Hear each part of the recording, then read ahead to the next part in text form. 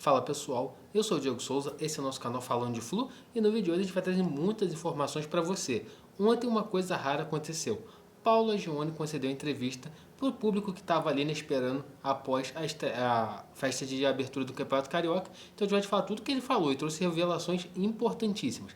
Mas antes de mais nada eu queria pedir sua ajuda. Se você não está inscrito aqui no canal Falando de Flu ainda, se inscreve, dá essa moral pra gente. Lembrando, a gente queria chegar aos 13 mil inscritos até o dia 14, dia da estreia do Fluminense no Campeonato Carioca. Falta poucos dias, mas se você se inscrever, vai nos ajudar a chegar a essa meta o mais rápido possível. Também, se você deixar seu like aqui, o YouTube vai entender que esse conteúdo é relevante e vai estar entregando para cada vez mais tricolores, nos ajudando a chegar aos 13 mil até a próxima quarta-feira. E também tem uma opção aqui que é hypar o vídeo. Você vai ler lá do comentário, puxa para o lado, clique em hypar o vídeo e esse vídeo vai ter um alcance muito maior. E vários tricolores vão conhecer o canal Falando de Flu. Agora, sem mais delongas, bora pro vídeo de hoje. E ontem, teve uma festa de abertura do Campeonato Carioca. O Paulo Angione, como única figura, do departamento de futebol do Fluminense aqui no Rio, foi lá representar o time do Fluminense e concedeu entrevista coletiva. Uma coisa que não é uma tônica dele, a gente pega os últimos anos. Eu não recordo do Paulo Angione, quando foi a última entrevista coletiva do Paulo Angione. Até algumas pessoas ficam falando o que o Paulo Angione faz lá dentro e tal. Só que eu já vi muitas pessoas falando que ele é uma referência, um cara que ajuda muito no dia a dia e tudo mais. Só que o que aconteceu? Parece que o Matheus Montenegro está viajando, o Mário Bittencourt não tem nenhum cargo oficial no Fluminense, até o Paulo Angione fala sobre isso, fala que ele é um colaborador do Fluminense nesse momento, está esperando o retorno do Matheus Montenegro para poder definir qual vai ser o cargo dele, e falou sobre reforços, sobre tudo que está acontecendo. Então vamos por parte, falar de cada um dos nomes que o Paulo Angione falou. Uma das perguntas para o Paulo Angione é sobre o Hulk, e a declaração dele me chama um pouco a atenção. O que ele fala? A negociação do Hulk está entregue ao Mário Bittencourt e ele que está tratando dessa negociação. Então a gente vê, o Mário Bittencourt ainda com uma importância muito grande dentro do departamento de futebol do Fluminense e, ao que tudo indica, ele que continua contratando jogadores, porque a negociação do Hulk, que em tese é o nosso maior reforço para a temporada, em questão de valores e de marketing, do cara que vai solucionar o problema do ataque, quem tá resolvendo isso é o Mário Bittencourt. Se é certo ou errado, aí eu não sei. Mas é o Mário Bittencourt que está tocando o futebol do Fluminense nesse momento. Mas o Paulo Angione fala que nem... não fala com essas palavras, mas o que dá a entender da fala dele é que nem o Fluminense sabe o que pode acontecer dessa negociação Hulk. Por quê? O Fluminense quer o jogador, o Atlético, que tudo indica, não quer ficar com o jogador.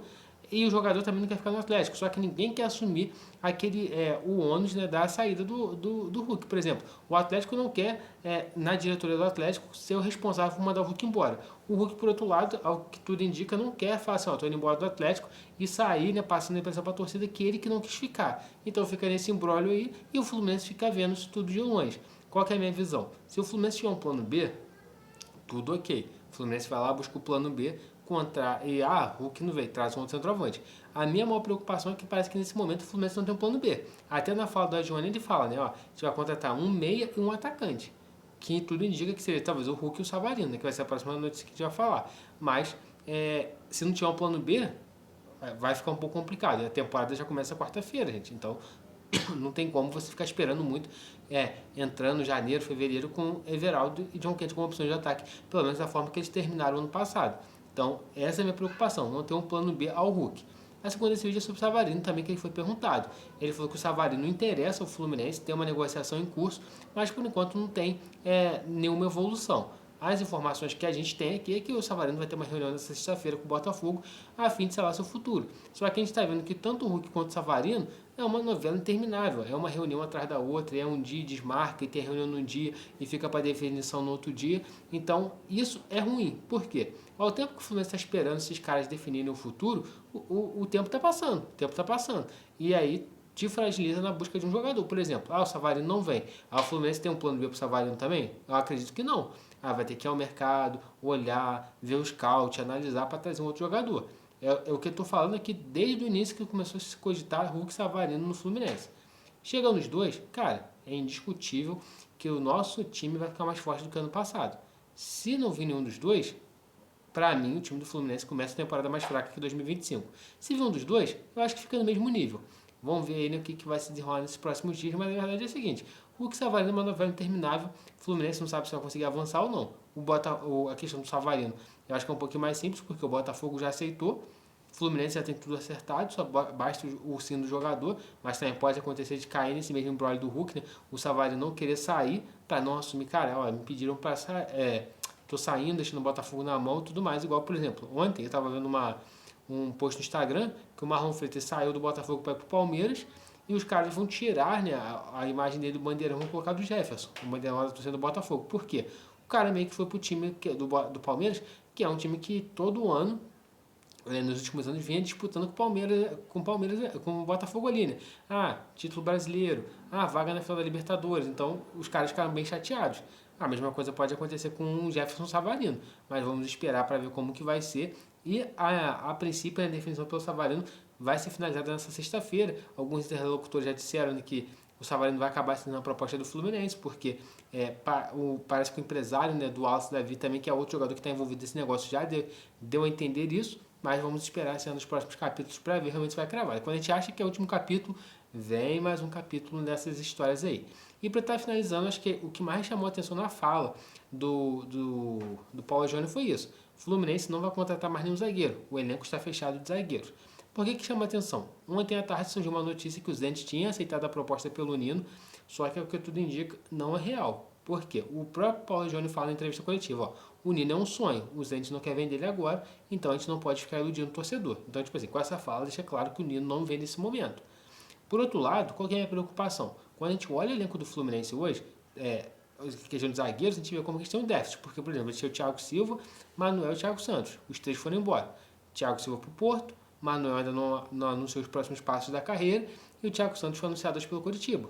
Beleza? Esse é um ponto. Outro ponto também que a gente começa a ver é como que fica nosso sistema defensivo. Por quê?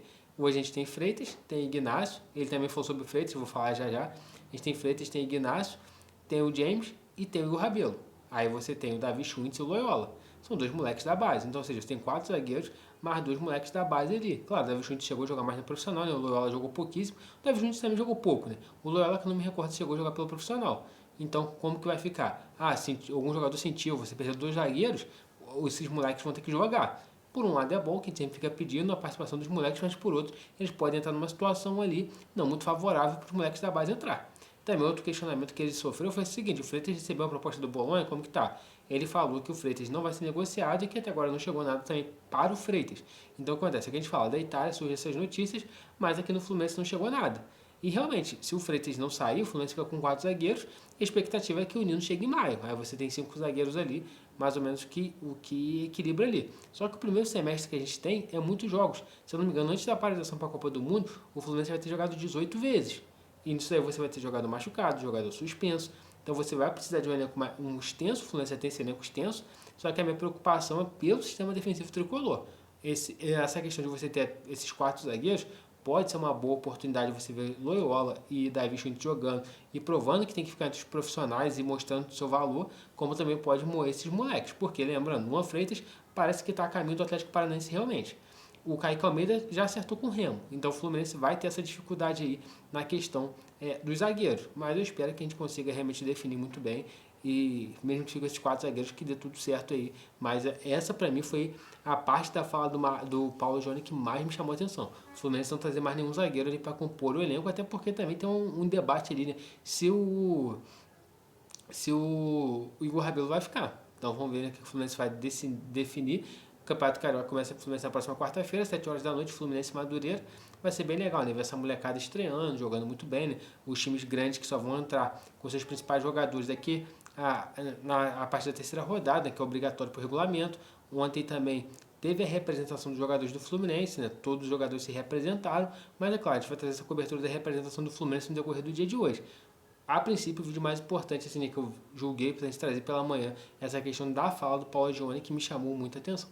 Então, pessoal, esse é o vídeo de hoje. Se você gostou, deixa seu like aqui, né? Toda vez que você deixa o like, o YouTube vai entender que esse conteúdo é relevante e vai estar entregando para cada vez mais tricolores. Se inscreve aqui no canal, a gente quer chegar aos 13 mil inscritos. Então, você pode nos ajudar a bater essa meta até a estreia do Campeonato Carioca do Fluminense. E também, se você puder hypar esse vídeo, você vai ler lá no comentário, puxa para o lado, clique em hypar e esse vídeo vai ter um alcance muito maior. Contamos com a sua ajuda. Saudações tricolores e até a próxima.